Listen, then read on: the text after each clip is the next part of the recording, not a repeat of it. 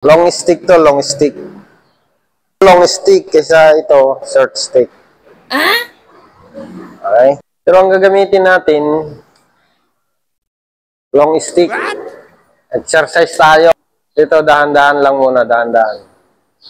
Ikutin mo gano'n, tapos papuntahin mo sa left side. Tapos ikutin mo, papunta sa harapan. Tapos ikot, papunta sa kanan. Tapos ikot. Ikutin mo, medyo baluin mo yung isang kamay. Tapos papuntahin mo sa harapan. Ikot. Ikot. Okay. Ulitin mo lang yung proseso. Oh my God. Ikot. Ikot. Ikot. Tapos, lagyan mo ng speed. Wow. Oh my God. Ito naman yung isa. Ito naman. Okay. Stop. Tapos, ikutin mo gano'n. Stop. Ikutin mo. Oh my God. Ito naman sa harap lang to. Ito lang sa harap. Ganun lang, ikot-ikot lang. Wow. Pero alam mo, yung tipong lahat ng dumaan sa wall mo, pinalo mo na. Tapos wala man lang nag-follow back. Di ba ang saklap nun? Pero, huwag kang mag-alala. Mapalad ka nun. Dahil ang sabi, bagkus pang lalong mapalad ang namimigay kaysa tumatanggap. Eh kung binigay mo naman yung kailangan nila, yung maging followers ka nila, eh mapalad ka. Exercise tayo ulit. Kaya, okay? Yan. Paikot-ikutin mo lang to. Okay? Medyo lagyan mo ng twist. Paikutin mo na lang. Diba? Kasi kapag may lumapit sa yung aso, hindi makakalapit. Kasi mapapalo siya kapag lumapit siya. Tapos ikaw, gusto mong mangutang, sis, buong akala mo, mapera ako. Kaya ako mapera, kasi wala akong bisyo, ganun ba yon? Wow. Doon ka nagkakamali. Alam mo, kaya wala akong bisyo, kasi wala akong pang bisyo eh. Oh my God. Kung tutusin kung yaman ang pinag-uusapan, mas mayaman ka pa eh. Alam mo kung bakit? May ekstrang pera ka na pambili ng yosi mo. May ekstrang pera ka pambili ng alak. May ekstra kang pera sa pangsugal. Sino mas mayaman sa atin? Diba? Eh parehas lang naman tayo ng sweldo. Ako, kaya hindi ako nagbibisyo kasi yung sahod ko sapat lang sa pamilya ko. Minsan pa nga kulang pa eh. Pero kung ang buong akala mo, kaya ako mayaman kasi wala akong bisyo, edi huwag ka na rin magbisyo para parehas na tayong mayaman, di ba? Alisin mo na bisyo mo kasi, tapos uutangan mo, walang bisyo. Dapat huwag mo utangan ng walang bisyo. Nahiya ka naman, nagbibisyo ka, tapos ang utangan mo yung walang bisyo. Kaya, exercise ka lang tayo. Ito naman yung dalawang stick. Makikita nyo sa mga nag-a-harness. Nag-a-harness to, nag-a-harness. Oh my God. Dito naman siya, dito. Pagkuhan mo, ganito lang naman yun, no? Yung tinatawag nilang redonda. Palo mong ganon, papuntahin mo dito sa kabila, ito. Tapos ipalo mong ganon, puntahin mo sa kabila, yan, nakaganon na, nakaganon. Nakaganon yan, okay? Tapos ipalo mo ngayon, babalik sa dati, okay? Kabila naman ulit, 1, 2,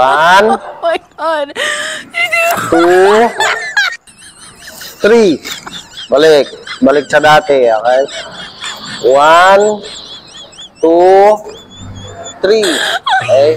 1, 2, 3. 1, 2, 3. 1, 2, 3. 1, 2, 3. 1, 2, 3. Marami ring klase yan. Ang tawag yata nila dyan, redonda. Ito pa, oh. Baguhin mo lang yung isang style ng pag-strike mo. Parang ganito, oh. Ganun din. Tapos papuntahin mo doon, oh. Diba? Wow.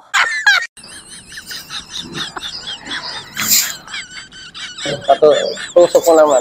Imbis na pa-slice na gano'n. Okay. Tawag yan, crush. Tusukin mo. Na? 1, 3. Tapos pabalik ka. Oh my God. Wala pa kasi kaming materials dito. Hinihintay pa namin eh. Kaya, ito lang muna ang ginagawa ko. Kasi sayang naman, di ba? Imbis tumamba-tambay ka dyan, pag-exercise na lang tayo. Ito naman yung tinatawag nilang, sinawali. Ang tawag, karamihan nilang tinatawag dito, heaven and earth. Heaven, taas, baba. Heaven, tsaka earth. Taas, baba. Parang ganito. 1, papuntahin mo dito sa kabila. Dito, may palo sa baba. Okay? Ganun lang. Tapos, palo mo doon. Sa taas ulit. Heaven ulit. Sa taas. Sabay balik. O, di ba? Balik na. Same position doon sa kabila. Tapos, i-strike mo na ulit. Sa taas. Puntahin mo sa kanan na balikat, sabay, sa baba. Yan, gano'n. Okay? Sabay, palo, hila sa baba, sa ilalim. Naka-position ka na naman sa normal position ka naman. Ito pa isa ulit. 1. Pagsabayin mo na yung galaw, yung kanan, paghila mo, palo ka na agad doon, sabay, hila, palo, sabay-sabay lang, halos pagsabayin mo lang yung dalawang kamay. Ang tawag dyan, heaven and earth. Yan ang tawag nila. Pero taas, baba. Meron naman yung tinatawag nilang puro heaven. Ibig sabihin, puro taas. Heaven kasi nasa taas, di ba? Heaven, okay? 1, puro sa taas ang strike. Kung baga sa puro ulo. Diba? Yan. Ganun lang. Kaya, kung gusto mong matutunan ko,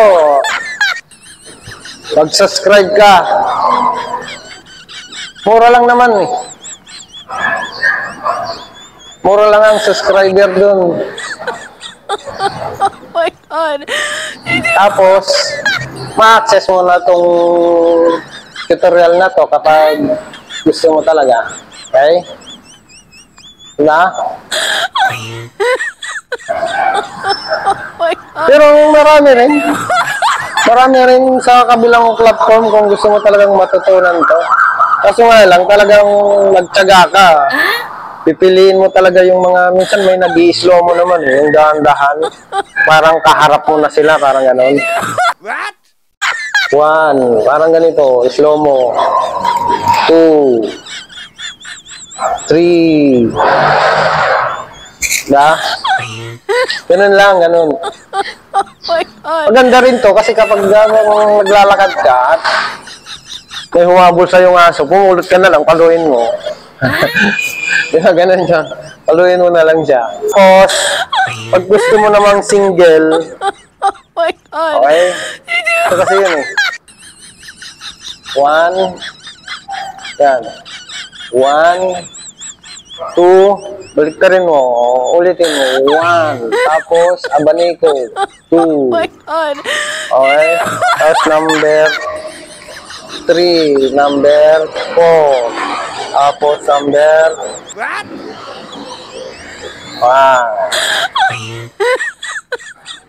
Ito, makukuha mo to ganito. Dapat matutunan mo muna yung 12 strike na tinatawag nila, okay?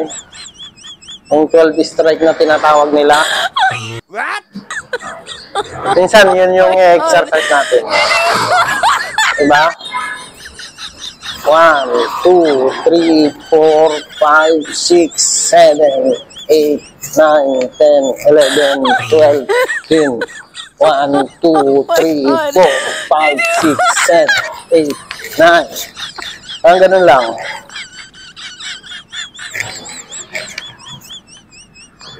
Tapos pa ikot-ikotin mo lang naman yan kung gusto mo mag-exercise talaga. Ikot-ikot to. Ikot-ikot. Ikot-ikotin mo lang yan. Kaya nag-exercise na lang tayo, wala naman yung sasabihin na eh. Kami naman nang nagtuturo dyan, tutorial tungkol sa mga sa mga policy ni Meta. Eh di basahin mo na lang dun sa business center ni Meta yung mga policy niya. Kasi pangit, biro mo, tagal-tagal ko nang nag-upload about sa construction. Halos araw-araw. Pero lahat yun, may background music kasi ginagamitan ko. Kasi parang ang pangit kasi, di ba? Parang walang kabuhay-buhay. Kahit dun sa Facebook mo kunin yung music, okay siya, mga isang buwan. Mamaya magno-notice na magkuhan na siya, makikihati na sa revenue, parang gano'n. No? Kaya nag-claim na raw ng copyright yung owner. Kaya minsan, huwag kang umasa sa mga music kahit sa Facebook mo nakuha. Okay lang sa una. Siguro, nagkakasundo pa sila kay Facebook. Pero kapag tawag doon, pasunay siguro yung kasunduan nila, mag-claim na ng copyright. Kaya minsan akala mo okay lang yung may background music. Tsaka pag gusto mo talagang maging content creator, di ka ganong marunong mag-edit, ang hinahanap yung Facebook. Alam mo kung bakit? Kasi talagang original yung mga may upload mo, hindi ka marunong mag-edit eh, di ba? Pagkakuha mo, diretso na agad upload. Ano pang edit-edit dun, di ba original yun? Sasanayin mo lang yung boses. Huwag kang maiya sa boses mo, hindi naman ito paligsahan ng awitan eh. Para masabi nilang pangit ang boses eh, hindi naman eh. Nagdadal-dal ka naman lang dyan eh. Sasabihin mo lang kung anong ginagawa mo. Tulad nito, mag-harness tayo ngayon, paikot-ikutin lang natin, parang ganun lang, Kaya kung talagang nahiya ka magdal-dal kasi minsan nauutal dahil nervyos, pero kung nasanay ka, yung tinatawag nilang voice over, magtago ka, diba maingay minsan? Punta ka sa CR, doon ka mag-voice over. Para walang ingay. Lalo dito sa construction minsan. Kasi maingay talaga dito. Minsan kapag umukuha pa ako ng tulad niyan, medyo highway kasi to highway, kaya maingay. Minsan kapag kumukuha pa ako ng video sa site namin, minsan dadaan yung mga ibang trabahador, magde-dirty finger pa, di ba? Aming obstacle yun para di ba, nakakawalang gana. Minsan nga, gusto mo nang paluin eh, di ba? Kasi minsan, parang hindi niya naintindihan, parang gusto niya rin sumikat siguro. Gusto niya magpa-extra dun sa video. Parang ganon. Kaya, minsan kaya yung mga iba, tingnan mo, ang dami nang nag-tutorial. Kahit nga isang construction worker na lang, nag-tutorial na lang din eh. Kasi para walang sagabal nga naman, doon ka lang sa isang kwarto, walang magdadal-dal-dal, di ba? Tapos, papangakuan mo pa yung mga followers mo, na mag-engage sila sa'yo para, pangit naman yun, yung parang isinasangkalan mo yung followers mo na, ano yun, hawak mo ba ang leg nila para masabihan mo sila na, oy, itong tao na to, nag-engage sa akin, i-engage nyo rin. Ganun ba yun? Wala namang ganun eh. Hindi mo naman kayang gawin yun. Sabi mo lang yun para mainggan nyo silang mag-engage. Kasi minsan, akala nila totoo yun. Kaya ikaw naman, nag-engage ka. Nag-type ka agad, ay, hello, mga ganon. Although, engagement naman kasi, malaking tulong yun, malaking factor yun. Kaya, minsan, kung sasabihin nila, hindi ka raw aangat kung nag-scroll ka ng mga video sa wall mo. Eh, paano kung yung dumaan pala sa'yo, wala nang ano-ano. Di ba? Papanoorin mo ba yun? Eh, di-scroll mo na. Hindi naman masama yung pumili ka ng papanoorin eh. Kasi may freedom of choice naman tayo, di ba? Huwag kang magpapaniwala kapag daw nag-scroll ka, hindi ka raw aangat. Eh, umakyat ka sa building, ewan ko lang hindi ka umangat. Hindi, biro lang. Hindi naman kasi ganun talaga yan. Ang nakalagay naman sa guidelines talaga, gumawa ka ng quality na content o kaya video quality. Doon ka kasi makakapag-inggan nyo. Makakahikayat ng mag-follow sa'yo kung nagustuhan nila yung pinagsasabi mo dyan. Diba? Ganun lang naman yun eh. Akala ko wala akong sasabihin.